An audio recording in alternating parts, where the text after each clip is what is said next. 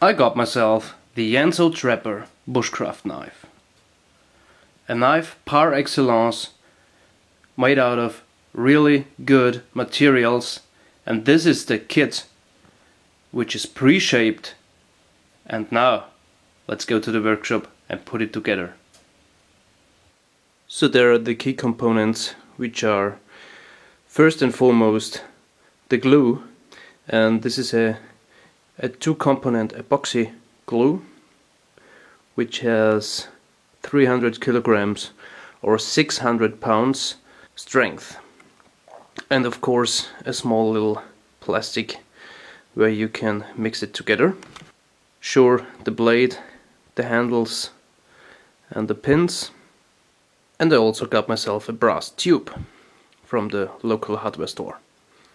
Well, by measuring the tube I can see that this is a 6mm thick tube, so I need a 6mm drill. As for the next step, I simply cut a piece of the tube with around 1 inch, 1.5 inch with my handy hacksaw right there.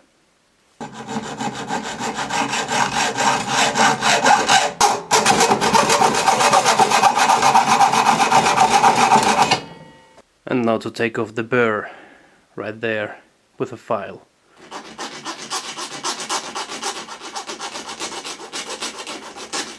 You also want to round off the edges so it's easier for the tube to get through the handle.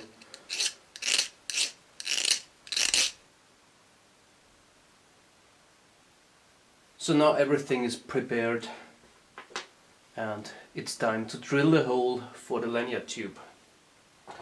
All you have to do is take one of those pre-shaped handles, take these screws apart that comes with the knife,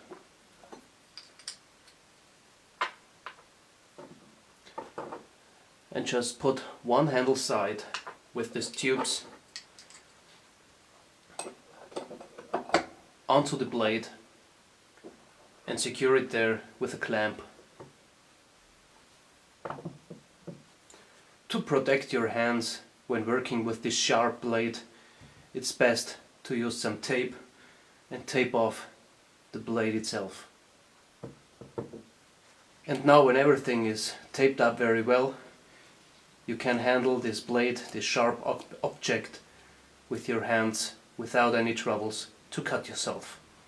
At first you have to drill one side of the handle and make sure you are 90 degrees.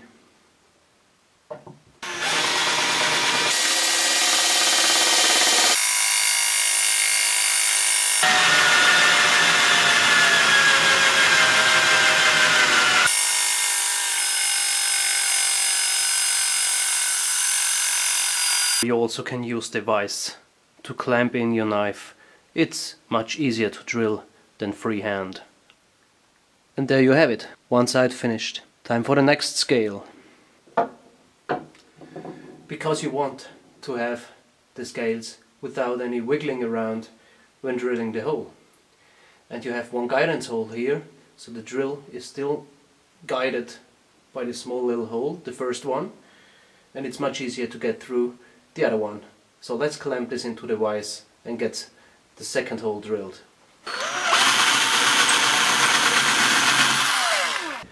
And that's the second hole finished. Nice. And now we are ready to glue everything together and finish the knife. Whatever you want to glue, make sure that it is free from oil and fat.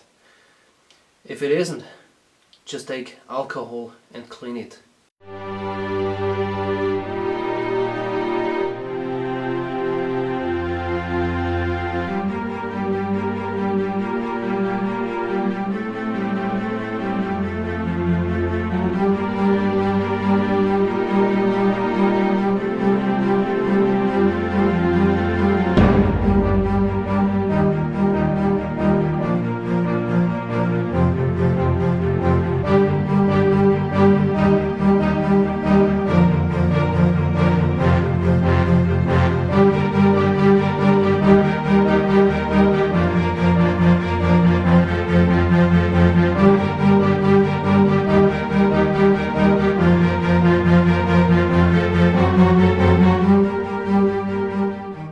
the glue has now hardened overnight. As you can see, it's around here and around here, and also where the tube is glued in. And this glue here was or is designed to have a hardening time of 12 hours. So I've set it overnight. Now everything is dry, and I can cut the tube here with the hacksaw, then take a file, put down the rivets and the tube until it's flush with the handle, and then sanding the handle, and that's it. Nothing more to do. So stay with me.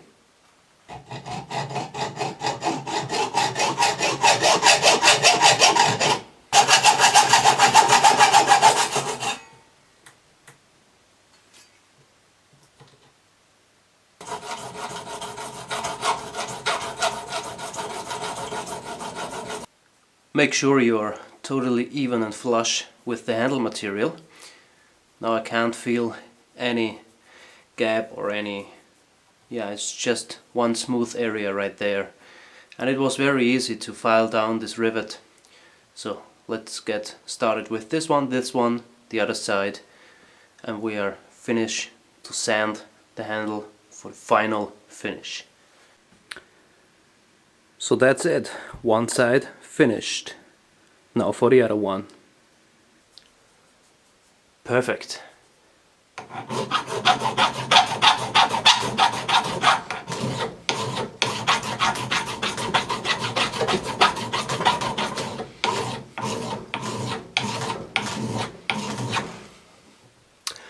It's quite satisfying when you use some hand tools to create something that you can work with after. So yeah, just great to use hand tools.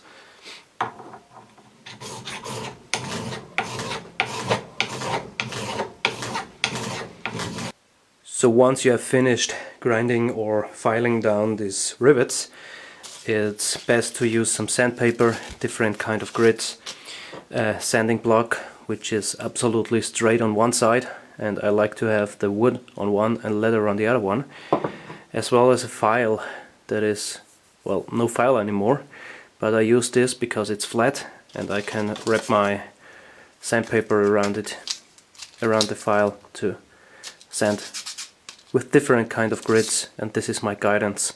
So this is great and nice to have, and I use wet and dry paper to finish up the handle.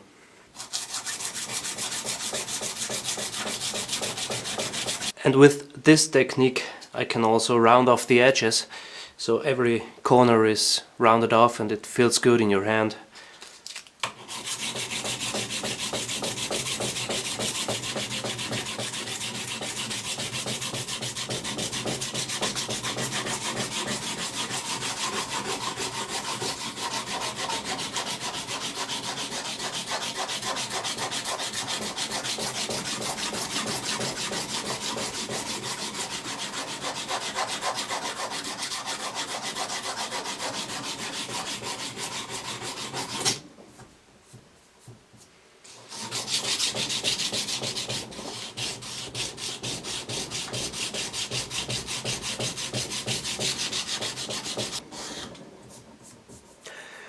With this technique you will get a very, very smooth handle, and also the rivets, you can't feel them anymore. They are so flush and so smooth with the handle, and that's a really good way to sand down the handle. Awesome, feels good.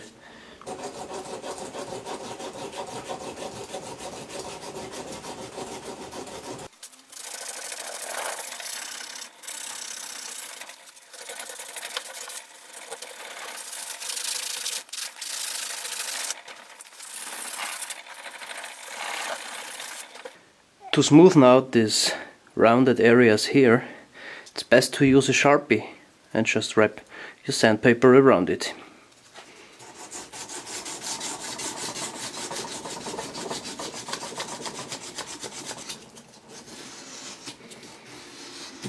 You also want to sand the whole back spine of the knife, as well as the back of the handle.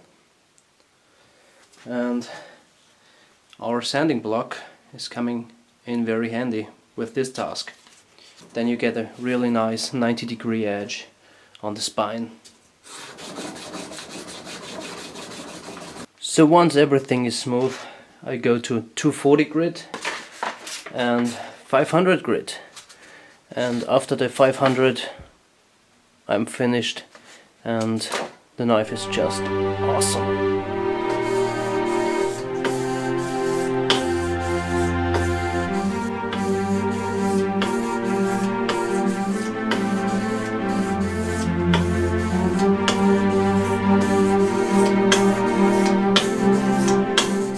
That's it, guys, and it fits my hands. That's very important. So there's just one tiny little thing to do. At first is to get a bigger drill and just with turning it with your fingers smooth out the inner edge, the inner circle. Deburr it, also on this side here, and scrape off the excess of the glue. You simply undercut the glue right there and just pop it off in pieces, as you can see. This takes just 1 minute per side, if not less. Scrape it off, and once you're finished, you have something like this. No glue at all. So there we go, folks. A bushcraft knife par excellence, made in your own workshop with very little tools, and that's it. That's the whole beauty. Oh my god, look at this. What a beautiful knife. D2 steel, hardened to around 60 HRC. ENZO TRAPPER 95 ivory micarta. Thanks for watching. See you next time. Mike out.